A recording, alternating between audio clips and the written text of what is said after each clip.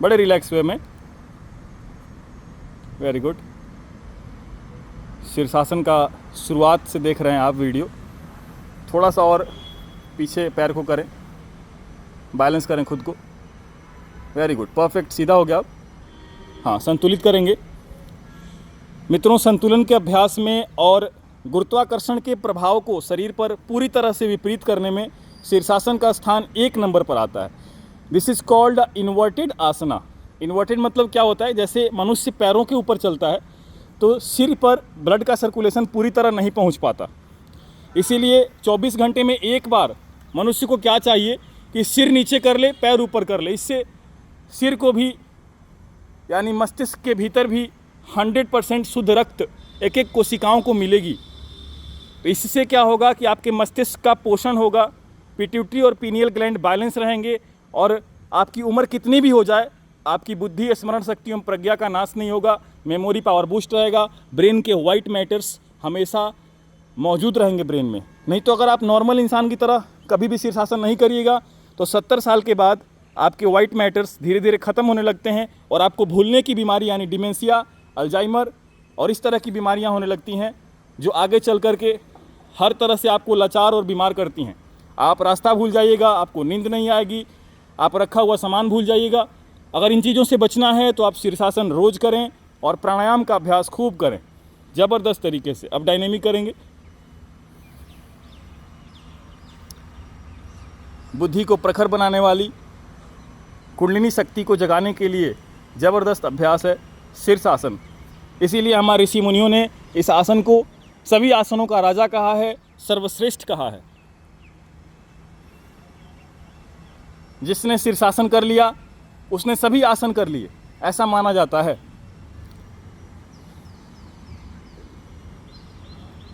सामने और पीछे की ओर।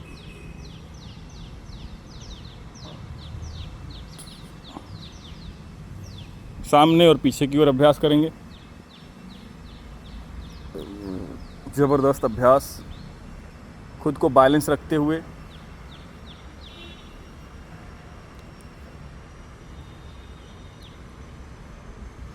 विपरीत करणी मुद्रा, जिसको हम सर्वांग आसन बोलते हैं। अगर मान लीजिए किसी से शीर्षासन का अभ्यास ना हो पाए तो वो सर्वांग आसन भी कर सकते हैं, शोल्डर स्टैंड। उसका बराबर प्रभाव है, सेम एज शीर्षासन। जितना प्रभाव हेड स्टैंड का है उतना प्रभाव सर्वांग आसन का भी होता है। बस प्रक्रिया थोड़ी सरल है, सहज है, इसीलिए थोड़ा सा और पैर पीछे करेंगे। इसमें सावधानियां क्या रखनी है, शीर्षासन में थोड़ा सा और पैर पीछे करें, आगे हो रहा है। सावधानियां ये रखेंगे कि हृदय के रोगियों के लिए, जिनको भी हृदय के रोग हैं, लो ब्लड प्रेशर है, हाई ब्लड प्रेशर है, उनको हेड स्टैंड नहीं करना है। अब धीरे धीरे वृक्षासन लगाने का प्रयास। बहुत सुंदर।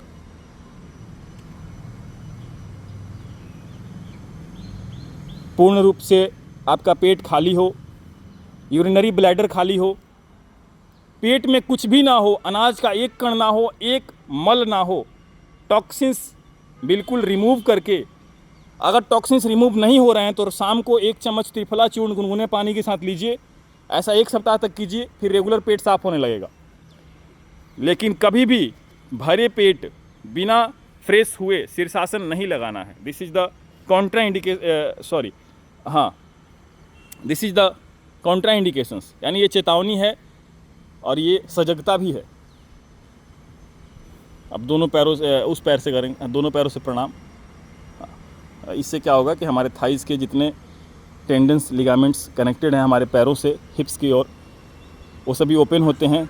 घुटनों का भी एक साइंटिफिक मसाज होता है ज़बरदस्त तरीके से। और आज योगी लखन जी भी उसी पॉइंट में दिख रहे हैं, एकदम ज़बरदस्त योगा पॉइंट, फ्लेक्सिबल है। और अगला और अंतिम अभ्यास हमारा है पद्मासन। पद्मासन लगा लें धीरे धीरे। 6 मिनट हो गए सर।